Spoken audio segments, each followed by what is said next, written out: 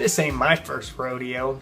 People often use this expression when they're saying that it's not the first time they've done something.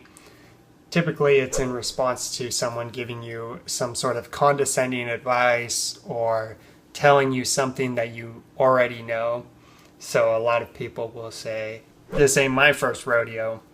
It just means this isn't my first time doing this task. So if you speak 2 languages and are learning English as your third, you can say, I'll figure this out. I already speak 2 languages. This ain't my first rodeo.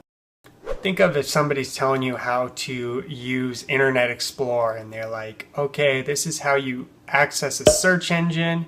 You type in www.google.com. You're going to respond and say, listen, I know how to work a computer. This ain't my first rodeo, buddy. Or for example, maybe your mom is giving you advice about a job interview you have coming up. And she's telling you, now make sure you sit up straight and talk with confidence. You might say, come on, Mom, give me a break. This ain't my first rodeo. I've been to a job interview before.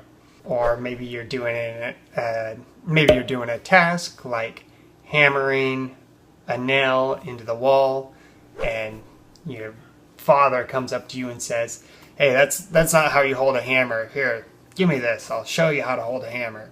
You might say, hey, Dad, I know how to hold a hammer. This ain't my first rodeo.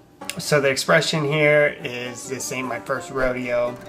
So a rodeo is a big cowboy event that horses and cowboys come together, and the cowboys ride the horses, and I don't know, maybe they have competitions there or something.